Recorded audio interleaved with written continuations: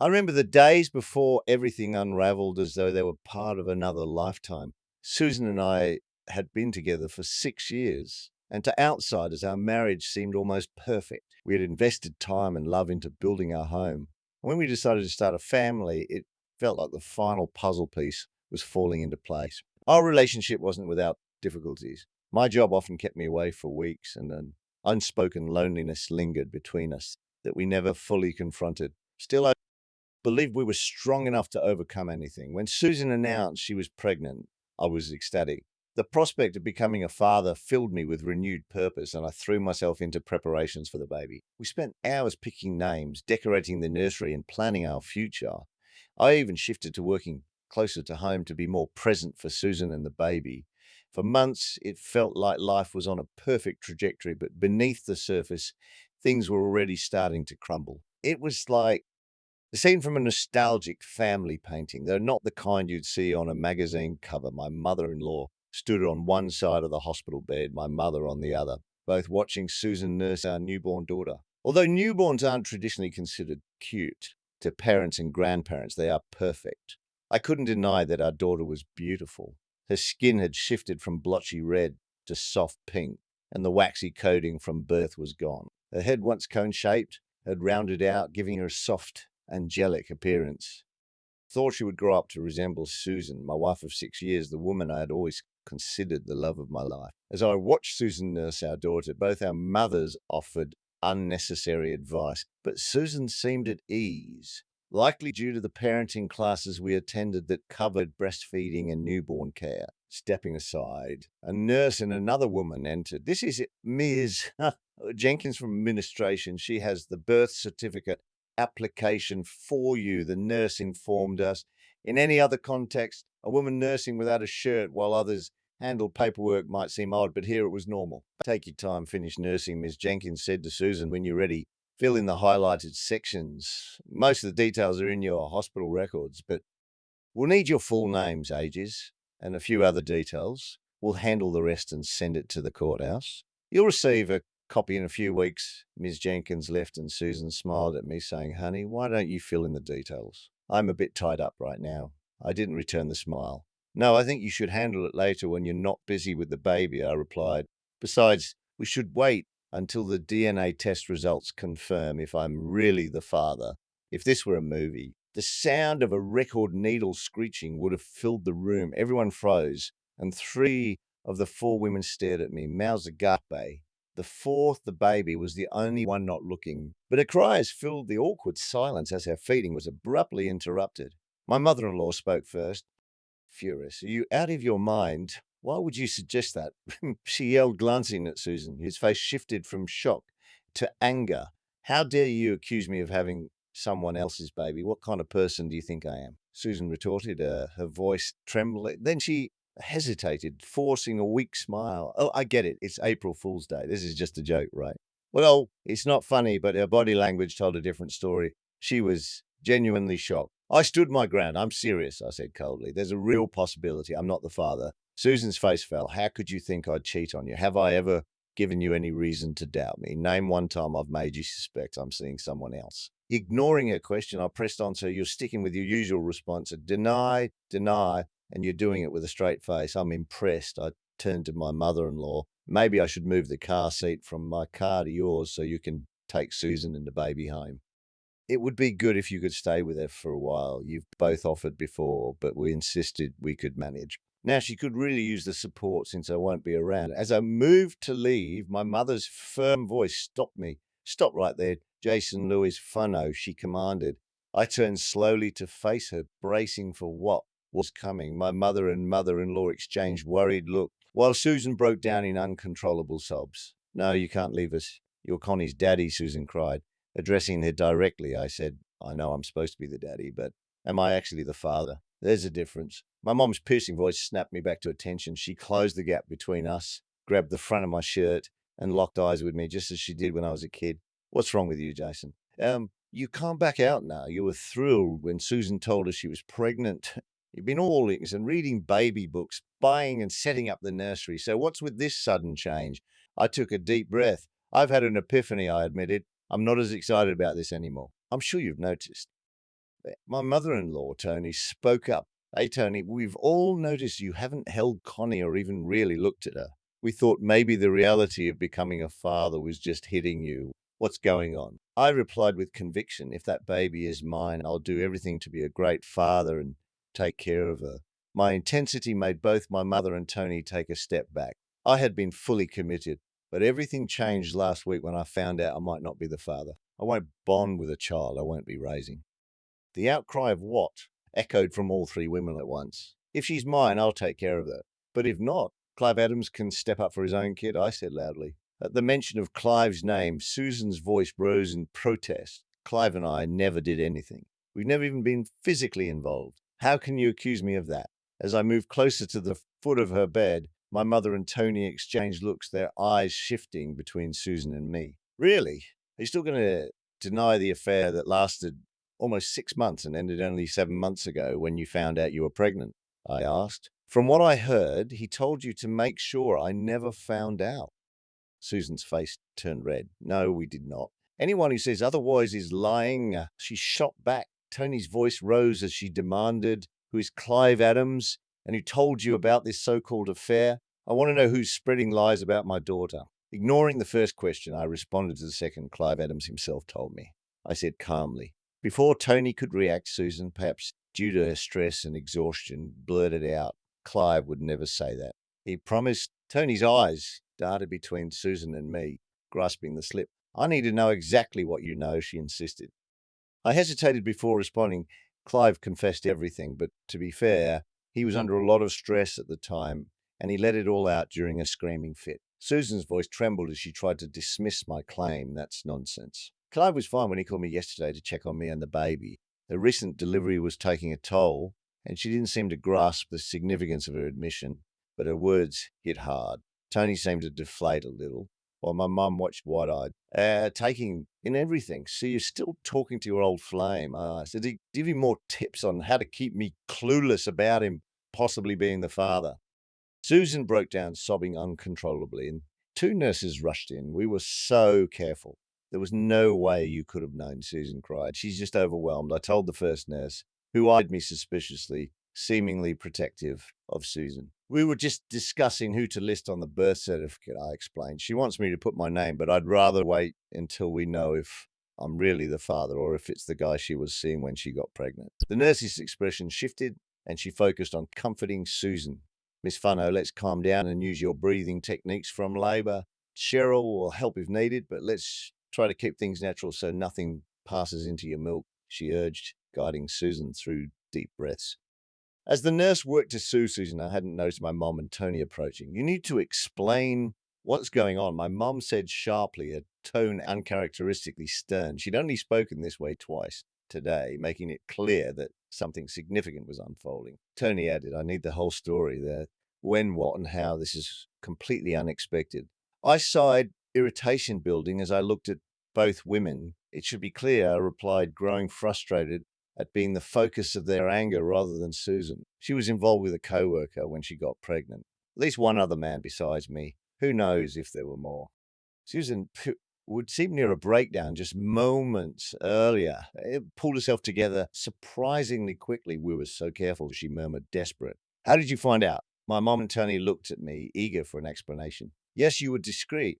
I had no idea, and no one else did either, I admitted. But Clive, being the charmer he is, couldn't resist boasting about his conquest. Cheryl Watkins, your co-worker, almost met him at a hotel, but she was worried he'd talk and her husband would find out. To prove he could keep a secret, Clive spilled the details of his past flings, giving enough information to convince her. He even asked if she could guess who else he'd been with, excluding public girlfriends, married women, or single women from work. Susan nodded when I mentioned Cheryl. The one before you was Sandy. She backed out when her husband got suspicious. Then it was you, and you ended it when you got pregnant. Clive told Cheryl you hoped I was the father, but he wasn't willing to keep things going and emphasized how critical it was that I never found out, thinking I might leave and not want to handle child support. During that time, you were so open about your pregnancy, sharing the news with everyone at work. But despite your excitement, I noticed you never seemed worried about who the baby's father was. It felt like you assumed I wouldn't question it. And even if I did, I would stay committed to the child and overlook any doubts. But that wasn't something I was willing to accept. I paused briefly, allowing my words to resonate. Susan sat quietly, her face showing emotion she struggled to conceal. Tony and Mom listened closely, absorbing every detail. They were as eager for answers as I was. It turns out Lana Richard was Clive's next affair. Her husband became suspicious when she suddenly started working late, so she had to be more careful. She was late picking up their youngest from daycare several times. With his bed disrupted, Clive turned his attention to Cheryl and succeeded once more. As I mentioned, he's a smooth talker, telling her exactly what she wanted to hear to win her over. Apparently, he's also skilled in bed, keeping his married partner satisfied and coming back for months. Tony and Mom exchanged looks, then turned to Susan. And how did Cheryl end up confessing? Mom asked, trying to piece things together. It wasn't intentional, I explained.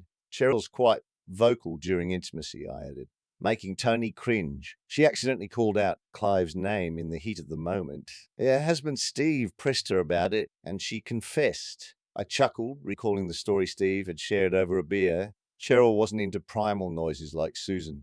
She preferred to say exactly what she wanted during intimacy. According to Steve, one night Cheryl yelled, "Give it to me, Clive." I love it, Steve. Steve sounds nothing like Clive, and of course Steve knew him. He was aware of Clive's reputation as a womanizer, or as guys say, a ladies' man. He put two and two together and confronted Cheryl. That's how he explained it to me. Mom and Tony were shocked by the details, unable to hide their reactions. When Larry, Lana's husband, found out, he was furious. As you know, Larry's a police officer, and being in law enforcement adds another layer of complexity. He kept quiet for a week, waiting for the baby to arrive before taking any action. We didn't want to add any extra stress to Susan in her final pregnancy stages, but now that the baby's here, it's time to be upfront about what Clive has done and the fallout that follows. Tony's face turned pale, her disbelief obvious. So, you're telling me this Clive Adams was involved with several women, including my daughter, and there's a chance Connie is, she asked, her voice shaking with anger and disappointment. Yes, I responded bluntly, and Clive has no idea, or maybe he does and just doesn't care about the damage he's caused. Silence filled the room before my mum finally spoke. So what's the next step? I sighed, feeling the weight of my decisions. I've already submitted a DNA test. I spoke with the head nurse the day after the baby was born. Since Susan and I are married, I didn't need her consent to test the baby. I opted for an expedited test, and it'll take 2 to 3 days to get the results. Tony asked hesitantly, do you think you could find in your heart to forgive Sue and move on, even if you're not the baby's biological father? I noticed she referred to the child as the baby instead of using her name, a small but telling shift from her usual way of speaking. Tony was perceptive and could read me well, but it was clear she still held on to some hope. Glancing at my mom, I saw she had already figured out my feelings, and while she understood, she wasn't happy about it. To be honest, I'm not sure I can move past this, even if I am the father, I admitted. I've had just over a week to process it. This wasn't a one-time mistake like a drunken fling. It was a 6-month affair. I can't trust her anymore. She didn't just disrespect me in our marriage. She risked getting pregnant by that guy while we were actively trying for a baby. She told the whole family that we decided to conceive.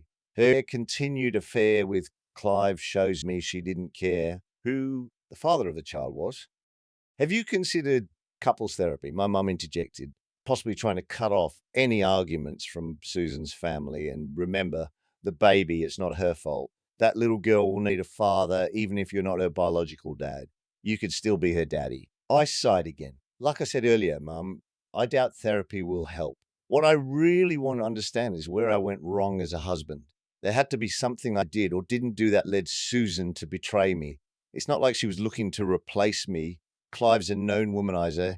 He'd never commit to her, and I'm sure she knew that. Shaking my head, I felt the frustration rising. I'm trying not to say the hard things that are on my mind. Neither of them deserves my anger right now, but I'm on edge and close to snapping. Aside from the physical attraction or maybe some thrill, I can't see any other reason for this. I thought our relationship was strong. Both women listened quietly as I continued. You can imagine how shattered I've been since I found out. Just like you said, Mom, I was so excited about becoming a father, and then out of nowhere, everything collapsed. My entire world fell apart. Honestly, at this point, I almost hope I'm not the father. Both women seemed surprised by my admission. That way, I wouldn't have to deal with being a part-time dad. Honestly, I'm not sure I can handle interacting with Susan, even if the baby is mine. That's going to take a lot of therapy. Just then, the nurse came out of the room and said, Mr. Fontenot, your wife wants to speak with you. She mentioned that she knew you were still around. Otherwise, her mother would have returned by now. She appeared to show some sympathy for my feelings, or at least that's how it seemed. But she stopped me before I could go back in. If you do go in, please try to stay calm. I know you're upset, but try not to upset her further. We'd rather not use sedation. She's scheduled for discharge this afternoon, and it wouldn't be ideal to give her extra medication that could pass to the baby through her milk. And from your childbirth classes, I'm sure you're aware of how crucial colostrum and early breast milk are for the baby's immune system. I nodded, recognizing she was appealing to my concern for the baby's health, no matter whose child it was. Maybe you should go talk to her, Mom gently suggested. Tony and I can grab some coffee. Hand me your car keys and we'll move the car seat. I'll wait for you to finish. Before you leave, swing by the nursery and take a good look at Connie. I think she looks a lot like you when you were born. Wishful thinking, Mum. Or are you just seeing what you want to see? I asked. She shrugged, clearly displeased with the situation. I knew that if I was the father, she would be deeply involved in helping raise the baby, regardless of what happened between Susan and me. Mum was already committed to her role as a grandmother, just as I had been preparing for fatherhood. It was clear she hadn't fully accepted the possibility that the baby might not be her grandchild. I entered the room, and as soon as Susan saw me, she broke down crying again. You must hate me, she sobbed. No, don't hate you. That's the problem, I replied, struggling to stay composed. I hate what you did, and I'm so angry I can barely think straight. Deep down, I wanted to shake her and storm out. If there wasn't a small chance the baby was mine, I would have left already, but I needed answers. Do you really want to talk now, or would you prefer a few extra days to figure out how to explain this? I asked, my tone sharp. I don't need days, Susan began, but I cut her off even though I wanted answers. You've had 9 months to think about what to say if I ever found out you were cheating with Clive Adams of all people. My voice trembled as I said his name. Clive Adams, I repeated, pausing to take deep breaths. No, I didn't think he might be the father. That was you. I thought I was having our baby, not his. Susan defended herself. Your baby, I might be the father, but it seems unlikely, I shot back. To her credit, she looked genuinely stunned. Oh, come on. I was still offshore on a rig during the first week of July when you supposedly got pregnant, most of it anyway. I checked my work schedules to be sure. I remember coming home near the end of the week and we made up for lost time. We were intimate right away, just like usual, or how we used to be. I thought that's when you got pregnant. That's what I told the guys at work. I had no idea Clive was in the picture. As Susan started to protest, I interrupted again. What about the weeks before that, right up until I got off the helicopter? Did you have him over while I was away, move him in, sleep with him in our bed? I kept going, letting the questions pour out. Not that it matters where. It's that you did it. No, Susan shouted. He never came to the house except for those few times we hosted barbecues and invited people from work. We were careful. We wouldn't risk a neighbor seeing him or his car parked at the house, but not careful enough to avoid getting pregnant, so you can't say a condom broke, I said coldly. Clive seems like the type to take risks or at least push boundaries as long as it benefits him. I got tested for CDS this past week.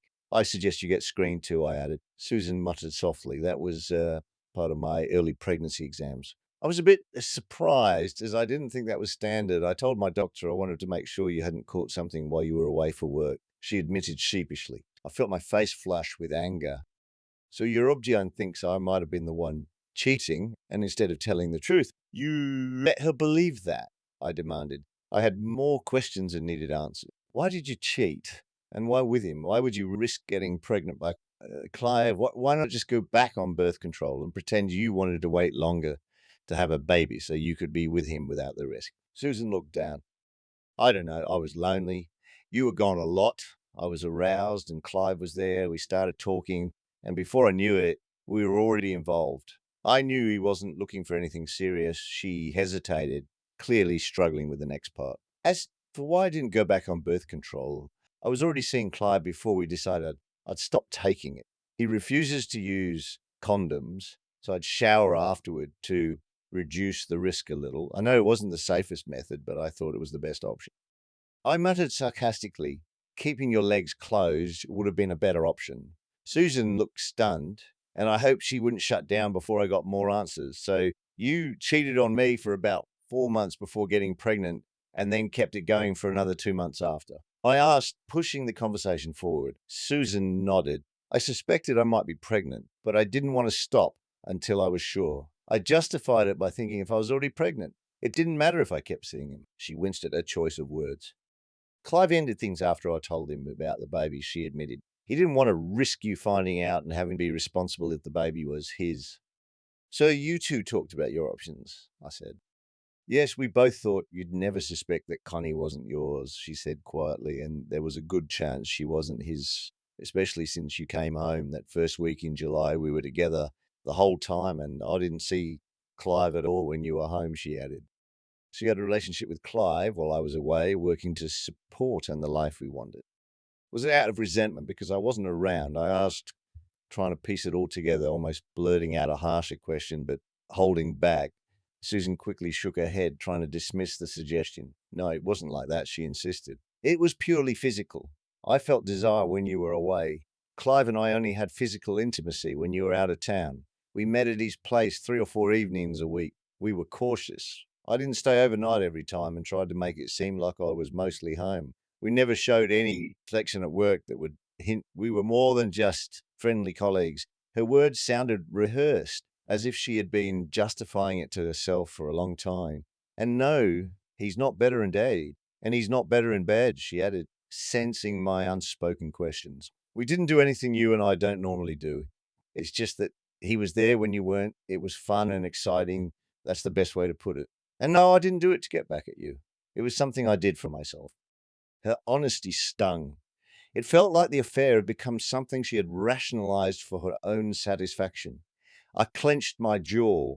If you were only mine when I was around, then you were never really mine, I said, trying to keep my gaze steady. You were my wife, but his mistress. You were so careful not to get caught, but then you got pregnant, I added bitterly. I guess you never considered what would happen if I found out later that our oldest child wasn't mine, maybe because of a blood type difference, or if you didn't look like our other kids. That's assuming you didn't cheat again and let another man father your next child or go back to Clive for another one.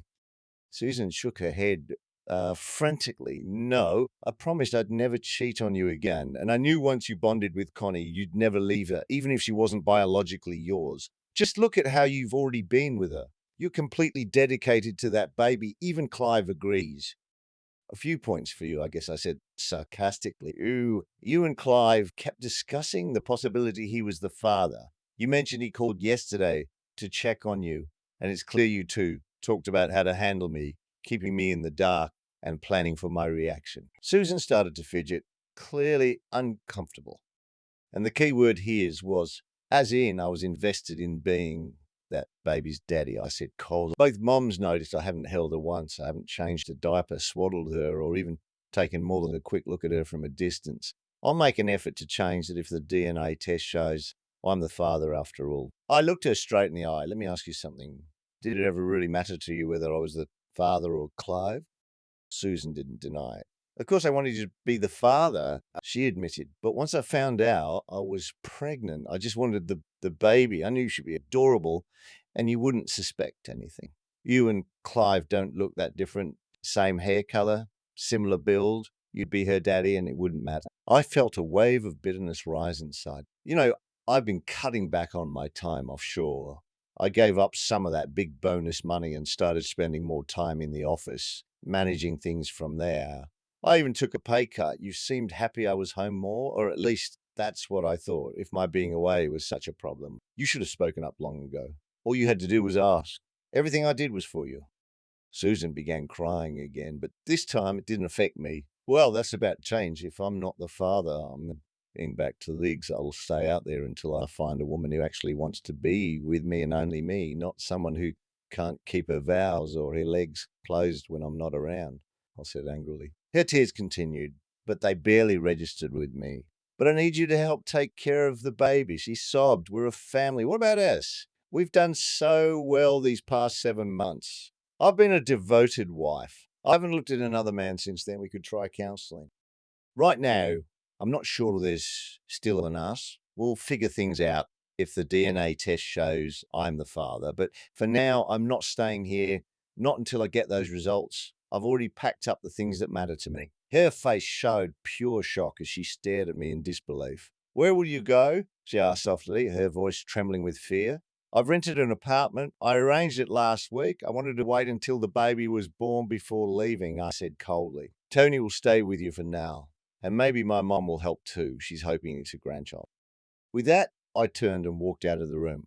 Susan continued crying, though not as intensely as before. On my way out, I nearly ran into Tony and my mother, who had clearly been eavesdropping by the door. Yeah, I heard you. Sue me, Tony said bitterly, but don't give up hope. There's still a chance for reconciliation, especially if Connie is your daughter, she added, ever the optimist. I turned to her, my voice sharp.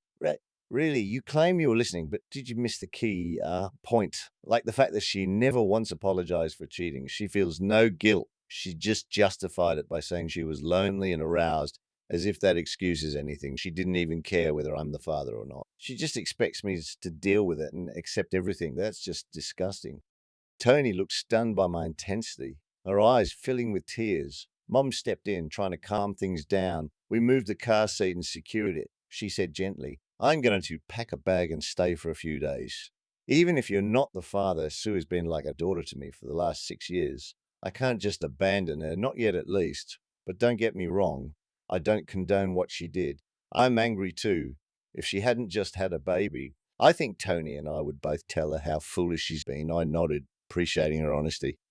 When they asked, I shared the location of my new apartment, but didn't mention that I'd already consulted a lawyer and taken steps to protect my share of the assets. I had settled our credit card debts and secured our investment accounts. I even instructed the lawyer to prepare divorce papers citing infidelity, despite it not being recognized in our state, although Susan would be homebound for a few days.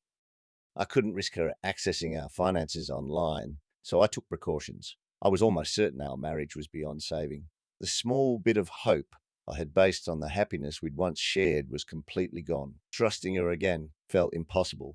On my way to my new apartment, I called Steve, needing company over a drink. I had planned to take a few weeks off work after the baby was born to help my wife adjust, kind of like a paternity leave. But right now, being alone wasn't what I wanted. Steve had a flexible schedule. He met me at the bar. He worked for his father-in-law's company, but figured he wouldn't be there much longer, especially after Cheryl's confession. You talked to Susan, I take it? Steve asked. I confirmed and filled him in on our conversation. I've consulted the same lawyer you did. Luckily, Cheryl's father insisted on a prenuptial agreement when we got married. He wanted to protect his business. While Cheryl has some stock, she doesn't get dividends or have any real control. She'll keep the stock, but I'll get almost everything else. We had talked about this before, and Steve knew Susan would be entitled to half of our shared assets, which was substantial since both of us contributed financially to the marriage, with Susan earning a good salary. I was hoping to steer things up enough to avoid paying her alimony. I thought Tony might help with that. As for child support, it would only be an issue if the baby was mine, which I still doubted. I'm going to pay for this, I grumbled. The courts will penalise me even though I did nothing wrong. Steve nodded. Larry and I went to see Don Ducat's husband and told him about her affair with Clive, he said. As expected, he was furious. Larry, being a cop, warned him not to do anything reckless. I nodded. Don was mad at us too. He couldn't believe we were just going to let Clive get away with making fools of us. He called us weak for not confronting Clive right away. Larry surprised me by saying, who said anything about letting that idiot off? I told Don not to do anything stupid. Nothing that would get him caught. Clive isn't worth going to jail over just because he acted on impulse. Don may be quick-tempered, but he's not dumb, Steve added. He said, so I just need to make sure I don't get caught when someone deals with Clive. We joked about it, and he calmed down enough to listen. I chuckled darkly. Yeah, we know something has to be done about that idiot. Clive needs to be dealt with, but it has to be done carefully, and castrating him isn't the right answer. Steve gave me a puzzled look. You must be out of your mind, he said. He can't just walk away from this. Even if he can't have more kids, he still has financial responsibilities and he's accountable for destroying marriages, yours, mine, and probably Doan's. Larry might stay with Lana for now because of their kids, but his decision depends on how Lana reacts when he confronts her tonight. Well, Clive's lies will start falling apart once these women warn him, I replied. He won't stick around for long. His problem is that he's too easy to track. People underestimate how hard it is to disappear completely. You can't make the kind of money Clive wants while staying off the grid. He's in trouble, trust me. But if we already know about 4 women he's been with, there are probably more. It's like finding needles in a haystack. If you shake the hay and 4 needles fall out, the whole stack must be full of them. We need to track down other husbands who might be angry with him too, I added. Steve laughed at the metaphor. As for punishing him, I'd prefer he keeps at least one testicle intact and undamaged. Steve looked confused. Why just one? I explained if he loses both, he could still take hormone replacements and keep having sex, but if you leave him with one, we could damage it, causing him some lasting discomfort that might prevent him from repeating his behavior without resorting to anything extreme. Plus, it'll mess with him psychologically. Steve burst out laughing, knowing he'd eventually share my idea with Larry and Don. He had already spoken to them and knew they'd get the humor. 2 days later, I stopped by the house where Susan and I used to live. Tony answered the door. You didn't waste any time, did you? What do you want? She asked bitterly. Susan got the divorce papers this morning, I said, feeling a mix of guilt and relief. She's been crying non-stop since then. The only time she seems okay is when she's caring for Connie. I can't really blame you. But I thought you'd hold off. She's really upset. I doubt she'd even consider another relationship after all this. Do you think there's any chance for reconciliation if you both go counseling? Tony asked, still holding on to hope. I shook my head. I was already convinced there was no future for us as a couple, and this just confirms it. I said, handing her the paternity test report. The baby isn't mine. Tony looked at the envelope, tears streaming down her face. She was devastated. The weight of her shattered hopes and dreams hit her hard. After a final hug, she turned to break the news to her daughter. I'd already told my own mother. She was deeply upset about losing the chance to be a grandmother and angry about Susan's infidelity. She had chosen to stay home rather than be with Tony and Susan while waiting for the DNA results. She, too, was hurt by Susan and Clive's betrayal. The whole town was buzzing about Clive Adams and his affairs with married women. In the days that followed, Steve, Larry, Don, and I confronted our wives and didn't hold back on naming him. In fact, we made a point of exposing his actions. Though none of us liked the label of being betrayed, we stood firm and shared how our wives had fallen for his charm.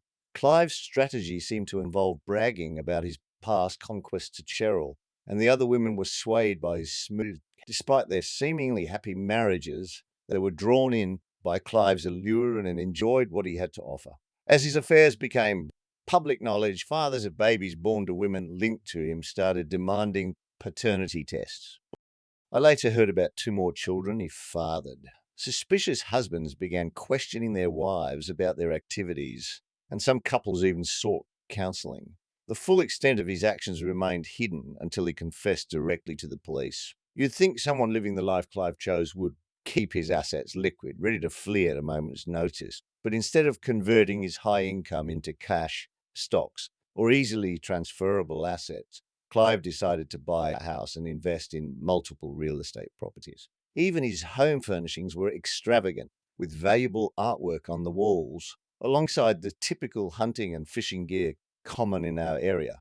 His boat was outfitted for both water skiing and fishing. While law enforcement may not have initially pursued him, even if Clive had managed to liquidate his assets and flee, private investigators could still have tracked him down. It's hard to vanish completely when your social security number is required for any high-paying non-cash job, no matter how far you go. Clive didn't fully grasp the danger he was in geographically, severely underestimating the fury of the husband. Instead of fleeing the area right away, he stayed and paid the price. Just a few days after news of his affairs spread, Clive was found on the sidewalk near his home during his morning jog. He was in shock, barely conscious. A passing jogger discovered him and immediately called an ambulance. She couldn't cut the straps binding his arms behind his back, and when she tried to roll him over, he screamed in pain. So she wisely stopped, fearing she might worsen his injuries. When paramedics arrived, they found his groin had been crushed with a 3-pound sledgehammer. I got this detail from Larry the cop while we were at the bar. He shared the story with Steve, Don, and me, both cheerfully and seriously, mentioning how 2 detectives jokingly told him that if he ever found a 3-pound hammer with mysterious tissue on it, he should toss it into the swamp. I had nothing to do with what happened to that guy's manhood, but I'm just passing along what my fellow officers told me, Larry said with a sly wink and a barely hidden smirk. Clive had no clue who attacked him. He vaguely remembered hearing his doorbell ring, though he couldn't recall if it was late the previous night or early that morning. It was dark, and he'd been asleep. I think they used a taser, Clive told investigators. They shocked me down there a few times. I remember that. There might have been two of them, but I'm not sure. I was pretty out of it. One of them said something about not going after another man's wife, and then it was just unbearable pain. Desperate to see his attackers brought to justice, Clive gave investigators the names of every woman he'd been involved with over the past few years, married or not. The list was surprisingly long, and with so many leads to follow, the investigation grew complicated. Despite numerous suspects, no solid evidence pointed to anyone, and because the exact timing of the attack was unclear, alibis were tough to confirm. Privately, Larry confided to Steve and me that the detectives thought Clive Adams got what he deserved. After a few months, the investigation stalled and reached a dead end. As expected, Susan received half of our shared property. The house was sold, and a new family moved in. Bringing their little girl into the nursery, I had painstakingly decorated with animal designs. I hoped they appreciated the care I had put into it. Susan moved back to her mother's house, struggling to care for the baby on her own. At least with Tony, she wouldn't be alone. I had no interest in Susan's love life anymore. She called me once to apologize, probably after Tony urged her to, but she didn't specify what she was sorry for, whether it was for the affair, getting pregnant by another man, or for me finding out and divorcing her. I didn't ask. By then, I had moved on. When she suggested meeting to talk, I refused. She also asked if I knew about Clive's situation and if I had any involvement. I simply replied that he got what he deserved and hung up. After that, we never spoke again, and everything was handled through our lawyers.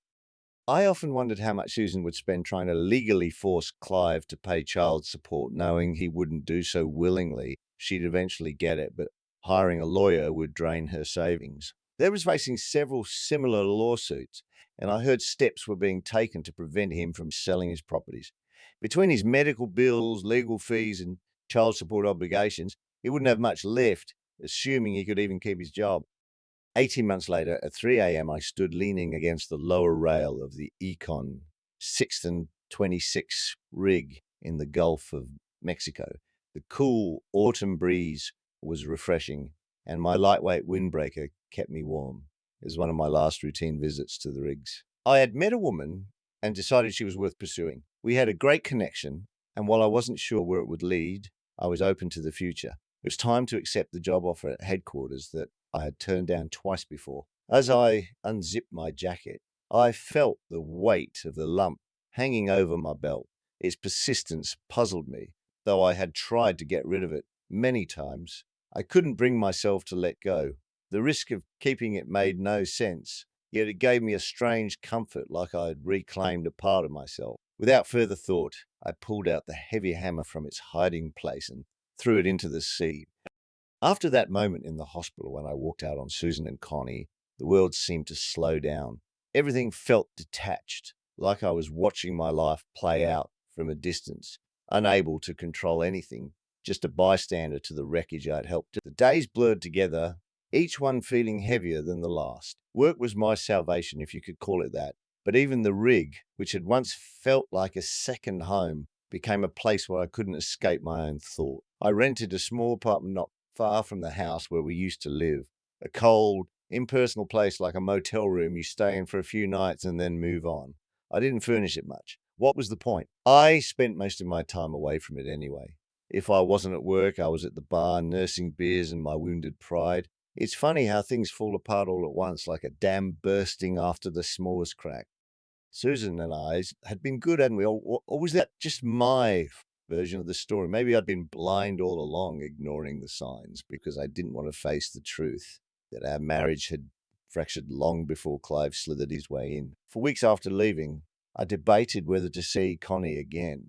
My mother kept asking, "Have you gone to see the baby yet?" As if seeing her would somehow make me forget everything. But how could I look at her without wondering if she really was mine? I told myself I'd stay away until the DNA results came back. But even after they confirmed what I'd feared, that I wasn't the father, I couldn't stay away. There was a part of me twisted as it sounds, that was still drawn to her, to the baby I had prepared for, to the life I had imagined. In a way, I felt like I was abandoning not just Susan, but a part of myself. I eventually went back, not for Susan, but for Connie. It wasn't some big emotional reunion, no grand gestures. I walked in and Tony handed me the baby without a word. I sat down on the same couch where I had once imagined our family's future. Holding her, it wasn't the catharsis I'd hoped for. I stared down at a tiny face, and all I could see was Clive's betrayal and Susan's lies. Connie was innocent in all of it, sure, but that didn't make it any easier. It didn't make me forget. Tony's voice pulled me out of my thoughts, reminding me that I couldn't escape reality forever. "You're not the father," she said quietly but firmly, as if trying to convince herself as much as me. "You don't know anything." I left without looking back, and after that day, I made a deliberate choice to move forward. By moving forward, I mean I tried to lose myself in work and anything else that kept my mind occupied. I accepted the job at headquarters that had been offered to me months earlier, trading my time offshore for a desk job in the city. The pace of office life was different, but no matter how far I went, I couldn't escape the lingering echoes of what had happened. But then something unexpected began to unfold as time passed. I met someone new. Her name was Lily, and she was unlike anyone I'd ever known. She had a quiet resilience, a calmness I didn't realize I needed until it was right there in front of me. Yet through mutual friends, and what started as casual dinners slowly grew into something deeper. She never pushed me to talk about what had happened with Susan, thankfully, but she was there when I needed to speak, even if all I could share were fragments of a broken story. With Lily, things were different. She made me believe in a future again, one where my past didn't have to define me. I found myself opening up slowly and cautiously, and she, in turn, trusted me with her own past and her own wounds. It wasn't perfect, but it was real. And after everything I've been through, I realized that maybe that was enough. It's been 3 years since the day I walked out of that hospital room. Susan and I never spoke again, except through our lawyers. Connie is someone else's responsibility now, and I've come to terms with that. I still think about her sometimes, but those thoughts are becoming less frequent as time goes on. As for Clive, he got what was coming to him. I'll admit there are still nights when I think about the hammer, what it represented, and why I kept it for so long. Maybe it was my way of holding on to some sense of control, a reminder that even though everything fell apart, I wasn't completely powerless. But when I finally let it go and threw it into the sea, it felt like a release, a final farewell to the man I used to be. Now, with Lily by my side, I'm learning to be someone new, someone better. The scars are still there, but they no longer define me. I'm not the man who lost everything. I'm the man who chose to rebuild. And for the first time in a long while, I believe that's enough.